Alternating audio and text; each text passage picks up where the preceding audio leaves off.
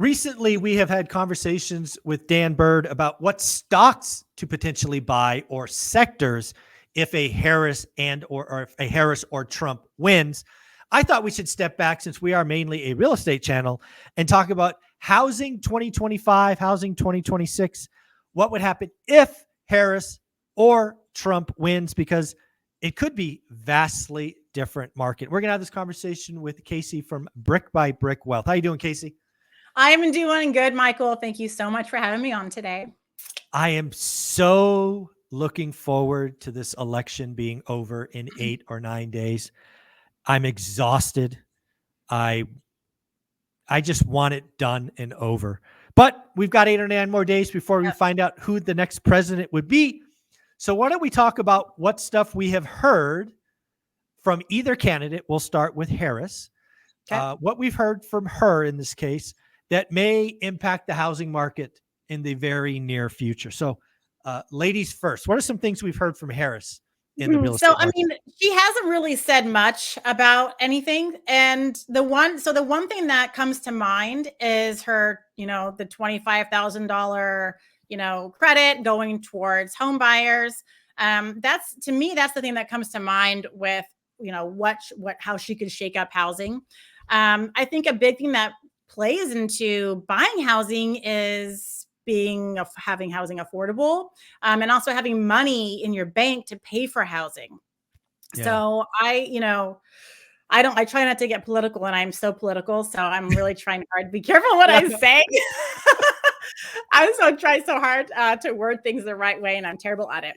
Yeah. But, when I think about Harris, I think she has 2 housing policies that I don't know if policy is the right word, pitches, stories. And I guess let me say this. Both candidates are saying things that they think will get them elected. As absolutely. It's like running for class president. I'm going to give everybody free lunch. It's like, there's no way you're giving people free lunch, Yeah. But and that goes for both candidates. I know. I just laugh. I think because again, I don't think they go through Congress. But again, the things that I've heard Harris say about real estate is I want to focus on first-time home buyers, and I want to give them some down payment money. Yep. Give. Not credit, not lend, give. That will unquestionably raise demand. Yeah, folks, by $25,000, the housing prices. It's levered. Let me just tell you this: if you give everybody $25K for down payment, housing won't go up $25K; it'll go up $60 to $80K. Yeah. Real estate's a levered game, so it'll go up a lot more. I remember in 2008 or whatever when they did that $8,000 credit. Yeah. Remember that? I was selling real estate then. Offers went up by that much. People just offered more knowing they were going to get that. That had to get paid back too. People still offered. People still added that in. Well, I'm going to get the 8,000, so let's add that into the offer. I remember that. Yeah. So the other thing that Harris has done, I think correctly, is she has focused on supply. I have heard her say, I haven't seen any details, that she wants to build 3 million more homes in the next 4 years. So 3 million above what was already planned. So my question on that is, who's building these houses? How is she going to build a house? Are these going to be government bought and purchased homes? Or is she going to be giving incentives or just saying, hey, we're going to talk to some builders and hopefully they'll say, yeah, let's build some homes. Well, where is she getting how is she going to be building homes? The government is not a home builder. I am just happy somebody's talking about supply. Let's be really clear. For years, for the last 4 or 5 years, all we've ever done is stoke demand. At least somebody has said, let's build more housing. Now, is it incentives? Is it tax? I don't know. Congress is going to get involved. But hey, give Harris some credit. She has talked about more supply. She knows. Now, I will say, as far as home building goes, high interest rates are a great way to keep home building alive because the home builders, they give their own interest rates. I really don't know how they do that, and that's me being stupid on that. Well, yeah, they have good profit margins, and they take the 12 or 15K buy down, and they just eat their margin. Okay. So I'm like, how do they offer, these 5% rates? But I mean, them doing that, which I'm already seeing, because I watch Oh, tons for of sure. markets and areas, especially like Colorado and even outside of Boise, and other areas that are growing there. Even Nashville still has building going Yeah.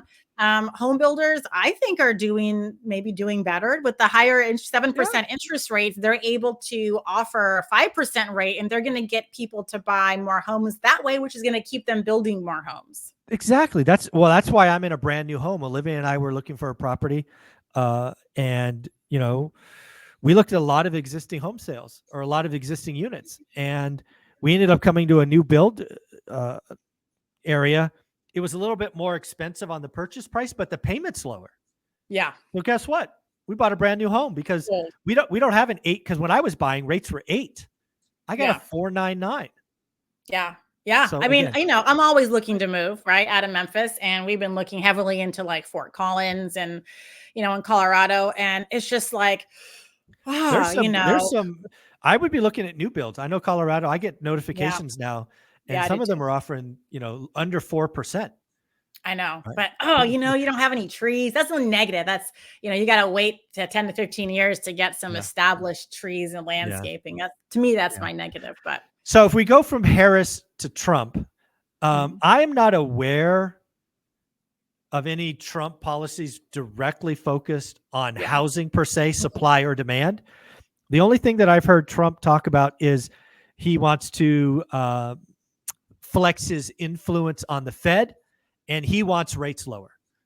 I Yeah. think there's no question when we talk real estate, we go to the interest rate market. Trump wants lower rates, and now lower rates will clearly help housing, clearly help transactions. But as a debt-based economy, it'll help small businesses and small builders. It'll help lots of things. But when I think of Trump's policy on real estate, I don't recall other Yeah, than rate. I've listened to a lot of his stuff, especially like he was on Joe Rogan for 3 hours this weekend. I watched that, and he did the Madison Square Garden thing yesterday and laid out a lot of new policies at the end, which was, some of it was the class president, everyone gets free lunch, Right. Sort of stuff too. But I think a lot of his I think the gain would be in the money that Americans would save, right, from paying less income tax, having a more booming economy, bringing manufacturing back to America, which would take some time for that all to work. Yes, I know how tariffs work. But I think that would make the American citizen, right, more financially secure to be able to afford a property, which, yes, if interest rates go down, home prices are going up. But if you're making good money and you have lower prices, your mortgage or lower interest rates, your mortgage is going to be good, and you're going to be able to afford it. You're going to have disposable income versus let's, maybe tax everybody to death, and people are struggling and still having credit card debt, but let's give a $25,000 credit. Well, we're still going to be struggling. That's I think help. that's a good little twist, because you're right. When I think about Trump and the policies he's pushing, it really is lower rates, but you're also very true. Bring manufacturing home, increase wages for the American worker. So yeah, I mean, one of the ways out of an affordability crisis is lower rates, higher wages, right? Prices don't even need to fall. If prices stay stable, rates fall, income goes up, it's magically more affordable. That's how it works. And I don't think prices on anything are going to fall. When have you ever heard anyone lower their prices back down? I mean, never, not happening. So, and unfortunately, either way, either Harris or Trump wins, we're going to have inflation still.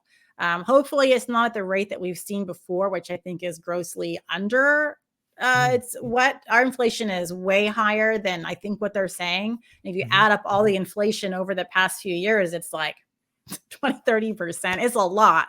Everybody can feel it. So I think no matter what, we're still going to have some inflation, but the choice now is, do you want to afford it or not afford it? Yeah. Well, the good news is it's only 8 days, maybe 9 days until this is over, and we can just get on to getting on. I'm so tired of this election. It's a so lot. tired. It's a lot. It's a But lot. I will say, Michael, with my, students in my coaching program and stuff, this is a good time to buy, So, with all of the uncertainty that's out there right now with the election and it being Halloween coming up in a couple days, and we've got, it's holiday season. Thanksgiving and Yeah, Thanksgiving, Christmas. Christmas. People take time off. Houses are, I know it's like a beating that dead horse, but houses are sitting on the market longer. They are at all price points, not even just the higher price points. Even the lower end market is seeing properties sitting, especially in these next couple of weeks. This is like prime time. If you are already approved and you're looking for rentals to buy, please go buy them now. Make the offers now because people are Disrespectful waiting. offers, follow up. Do it. Do the Are work. waiting. Do the work. Yeah, because even if interest rates go down, which they're not, even if interest rates go down, we're going to have an increase in home price. So do you want competition? No, I'd rather pick, lower offer, get some concessions, get the 2% if it's an investment property from seller credits, max out what you can get from the seller because they're probably a bit, wetting their pants. The sellers are, if no one's making offers right now at this time of year, especially with the Yeah. election. It's a good I time. love it. I love it. This is going to be over. You're doing a lot of amazing stuff on Instagram daily, YouTube now. They can follow you at Brick by Brick Wealth. Is that correct? That's correct. I love your new thing. Awesome. There you go, folks. Do me a favor. Give her a follow. Tell her you came from One Rental at a Time so she knows her time with us is useful. Thanks, Casey.